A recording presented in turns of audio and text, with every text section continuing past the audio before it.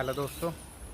तो आज मैं बात करने वाला हूँ वीज़ा ट्रेंड के लिए, क्योंकि आप लोग जानते हो कि फरवरी आने वाला है, जो कि सबसे बड़ा इंटेक होता है ऑस्ट्रेलिया के लिए। ठीक है, तो यही एक इंटेक होता है जिसके अंदर सबसे ज़्यादा बच्चे आते हैं। तो आज इसी के बारे में बताने वाला हूँ कि इसका वीज़ा ट्रेंड कैसा रहने वाला है। तो जैसे कि दिसंबर में और जनवरी के फर्स्ट वीक में जो इन्फॉर्मेशन आई थी इमिग्रेशन की तरफ से वीज़ाज़ के रिगार्डिंग, और पर्टिकुलरली कहूँ तो स्टूडेंट वीज़ा के रिगार्डिंग, तो उन्होंने बहुत ही बैड न्यूज़ दी थी। अब इन्होंने स्टूडेंट के लिए क्या किया है कि जो इंग्लिश रिक्वायरमेंट होती हैं कोर्स की, वो 0.5 बैंड से हर किसी की बढ़ा दी हैं। फॉर एग्जांपल आपको नर्सिंग या सोशल वर्क में मास्टर करनी है तो आपको 7 बैंड ईच चाहिए होते, तो आपको 7.5 चाहिए होंगे। अगर आपको मास्टर बाय कोर्स वर्क करना है तो आपको 6.5 चाहिए होते, तो आपको 7 चाहिए होंगे। और बैचलर के लिए जो आपको 6 की रिक्वायरमेंट होती थी, अब वो 6.5 हो चुकी है। इसका जो इफ़ेक्ट है वो देखो, ऑब्वियस सी बात है कि होगा। अब हमारे पास क्या ऑप्शन है कि हम वीज़ा कैसे ले सकते हैं ऑस्ट्रेलिया का। तो सबसे पहली बात तो है यार कि हमें अपनी प्रोफाइल जेन्युइन रखनी पड़ेगी, जितनी हो सके असली चीज़ें ही लगानी पड़ेंगी। अपनी प्रोफाइल को स्ट्रॉन्ग बनाना पड़ेगा। हम अपने आप से ये कर सकते हैं, उसके बाद सब कुछ इमिग्रेशन पे है, लगा लो कि लक के भरोसे है। ठीक है। दूसरी बात, जो इन्होंने बोला था कि हम अब पीआर वालों को प्रायोरिटी देंगे, तो जो 491 वीज़ा है उसके एप्लीकेंट बहुत ज़्यादा होने वाले हैं इन फ्यूचर। वो ऐसा क्यों है? और मैं आपको ये सजेशन भी देना चाहूँगा कि अगर आप एक ऐसे स्टूडेंट हो जो जिसको मतलब कि वहाँ पे भी अपनी स्टडी की फील्ड में एक्सपीरियंस है, तो उनके लिए मैं कहूँगा कि वहीं से आप लोग पीआर का ही अप्लाई करें। ऐसा मैं इसलिए क्यों कह रहा हूँ, क्योंकि यहाँ पे इनको स्किल शॉर्टेज के लिए भी बंदे चाहिए, और इनको ज़्यादा प्रेशराइज इसलिए कर रही है इकोनॉमी, क्योंकि स्किल शॉर्टेज इनके पास नहीं है। ज़्यादा स्टूडेंट हैं, बट स्टूडेंट वहाँ से कुछ को और कोर्स लेके आते हैं और यहाँ पे कुछ और करने लग जाते हैं, तो इनकी जो स्किल शॉर्टेज की डिमांड है वो पूरी नहीं हो पा रही है।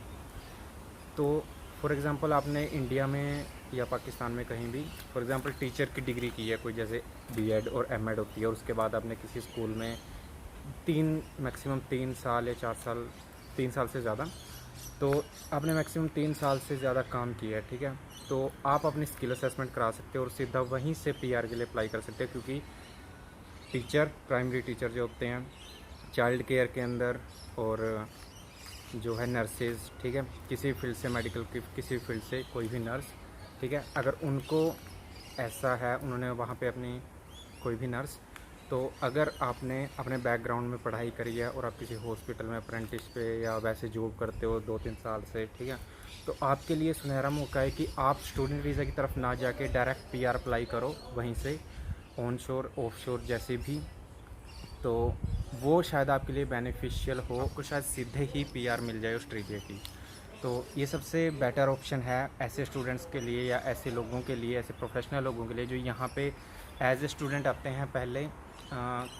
तो जो यहाँ पे आगे आप पढ़ाई भी करोगे, फीसें भरोगे, ठीक है, तो इससे अच्छा मौका ये है कि आप वहीं से अपनी पीआर अप्लाई करो। ठीक है, पीआर के लिए अप्लाई करना है तो मेक श्योर करना कि आपकी इंग्लिश का जो लेवल है वो सुपीरियर हो। सुपीरियर का मतलब क्या है कि आपके मैक्सिमम 8 ईच हों अगर आप पीआर के लिए अप्लाई कर रहे हो। ठीक है, उसका क्या फ़ायदा है, अगर आपके 8 ईच हैं तो आपको 20 पॉइंट आराम से मिलते हैं, और आपके अगर 8 से नीचे हैं तो आपको 10 पॉइंट, मतलब 10 पॉइंट का लॉस हो जाता है आपको पीआर के लिए अप्लाई करने में। तो मेक श्योर करना कि आप इसमें अपने नंबर ना घटने दो। ठीक है, स्टूडेंट के लिए मैं यही बोलूँगा कि अपनी प्रोफाइल पे ध्यान देना। ठीक है, कुछ भी एजेंट के सहारे मत छोड़ना, उससे एक चीज़ की खबर लेते रहना कि आपने हमारी प्रोफाइल में क्या लगाया है, और मेक श्योर करना कि लेवल 1 के कॉलेज या यूनिवर्सिटी में ही प्रोफाइल लगाना। फीस थोड़ी ज़्यादा ही मैं मानता हूँ, बट वीज़ा के चांसेस उन्हीं के ज़्यादा होते हैं। तो भाई ये थी आज की अपडेट, होप सो आपको अच्छी लगी होगी। अगर कोई भी क्वेश्चन है आपके दिमाग में तो आप पूछ सकते हो। ठीक है, wish you very all the best, thank you.